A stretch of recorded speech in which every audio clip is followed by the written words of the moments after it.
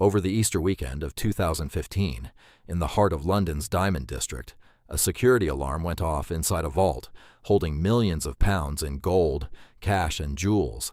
And then, nothing happened. No police came. No one checked. The alarm was simply switched off from the inside, as if whoever triggered it had every right to be there. When the vault was finally opened 3 days later, the safe deposit boxes inside, 73 of them, had been drilled open, emptied, and left in ruins.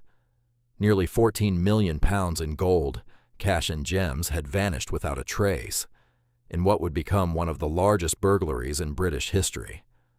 The men behind it would eventually be caught, and the story of how they pulled it off would become almost impossible to believe.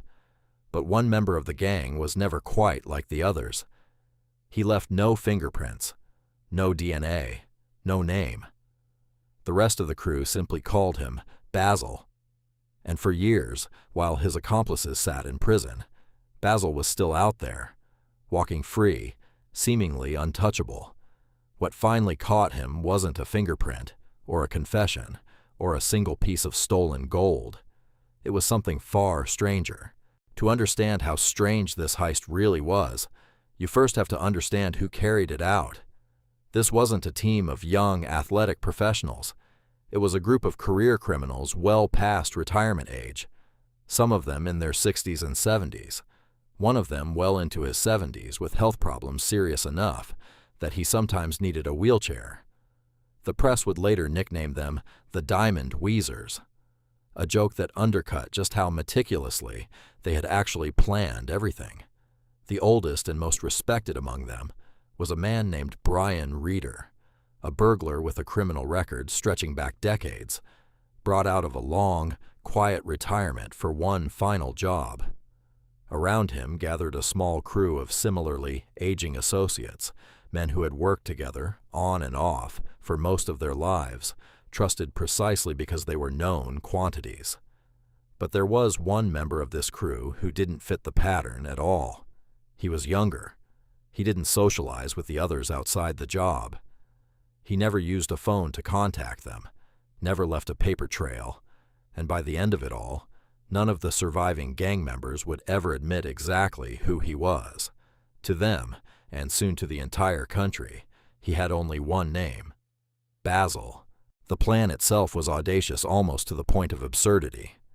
Over the long Easter bank holiday weekend, when the building would be empty and unattended for 3 full days, the gang entered through a service lift shaft, bypassing the ground floor security entirely. Once inside, they turned to heavy industrial equipment, a powerful diamond-tipped drill, and began boring straight through nearly 2 feet of solid concrete wall to reach the vault itself. It was loud, slow, physically exhausting work for men in their 60s and 70s, and it took most of one night just to break through. When they finally forced their way inside the vault, they found 73 safe deposit boxes lining the walls, and got to work prying them open one by one, stuffing the contents, gold bars, loose diamonds, bundles of cash, family jewelry that had sat untouched for years, into duffel bags and wheelie bins to haul it all away. But partway through that first night, something went wrong. A motion alarm inside the vault was triggered, and on the other side of a small hole in the wall, one member of the crew calmly reached in, found the alarm control panel, and simply switched it off, as though he already knew exactly where to look. That single moment, calmly disarming an alarm most burglars wouldn't even recognize, was the first clue that this crew had access to knowledge far beyond simple lockpicking. The gang needed 3 separate nights to finish the job, sneaking back into the building after the alarm scare, drilling further and hauling out even more from the vault.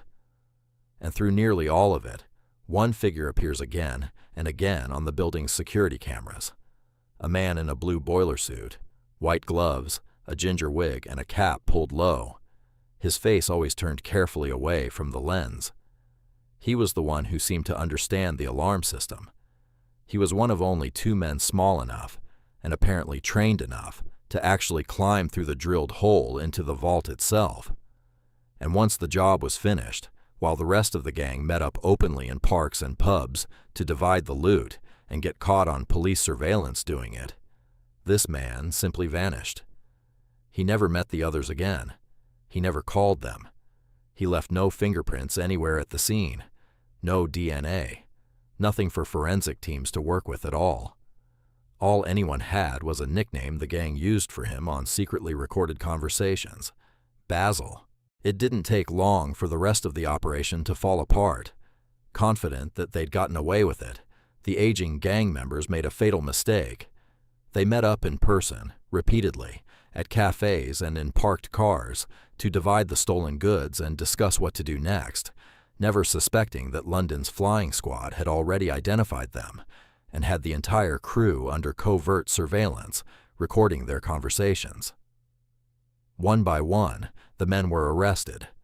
Brian Reeder, the veteran mastermind; Terry Perkins, Danny Jones, John Kenny Collins, Carl Wood, men in their 60s and 70s, some frail, one appearing in court in a wheelchair, all eventually convicted and sentenced to years in prison for one of the largest burglaries in British history. On those secret recordings, detectives could clearly hear the gang members talking about someone they never named directly, someone they called Basil, whose face never appeared clearly on any camera, whose real identity none of them would ever confirm even after their own convictions. As the convicted men began serving their sentences, the investigation into Basil continued for years, following a trail that led nowhere solid: no address, no phone records, no bank account, nothing except one man's unmistakable, habitual walk. For nearly 3 years, Basil simply didn't exist as far as any court record was concerned. Investigators privately believed they knew exactly who he was: a quiet, unemployed electronics specialist named Michael Seed, living alone in a modest council flat in Islington, barely 2 miles from Hatton Garden itself. Seed paid no taxes, claimed no benefits, rarely if ever used a bank account, and had no visible source of income at all, despite living what looked, from the outside, like an unremarkable life. But knowing who Basil probably was and proving it in a courtroom were two very different problems. There was no forensic evidence connecting Seed to the vault, no fingerprint, no DNA, no confession from any of his convicted former accomplices, who, whether out of loyalty or fear, refused to name him even after their own sentencing. For years, the case against him sat frozen, until, in March of 2018, police finally raided Seed's flat directly.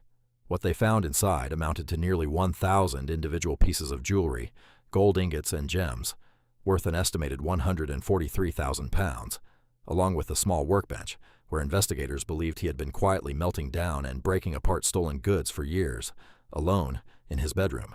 Even with nearly 1,000 stolen items sitting in his bedroom, Michael Seed refused to admit he had anything to do with Hatton Garden at all, let alone that he was Basil.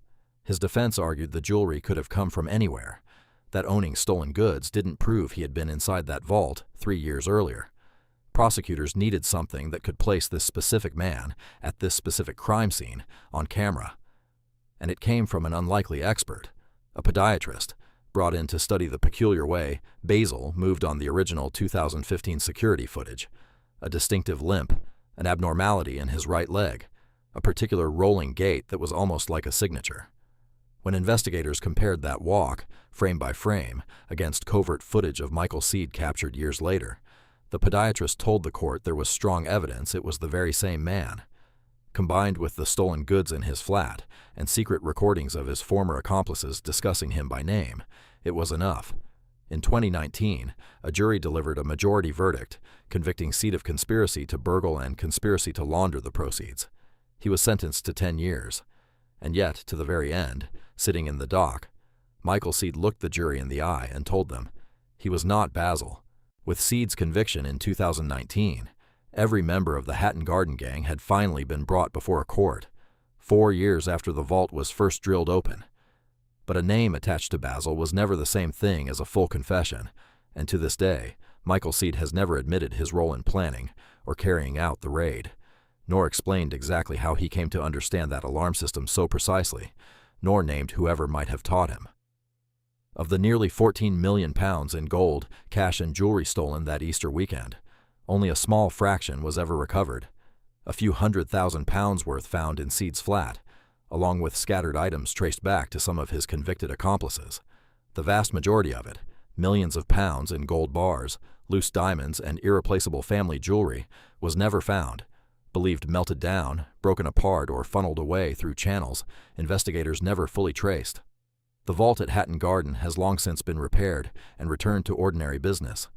But somewhere, in gold that no longer looks like gold, in stones reset into jewelry no one would ever recognize, the largest burglary in British history is still, quietly, unaccounted for.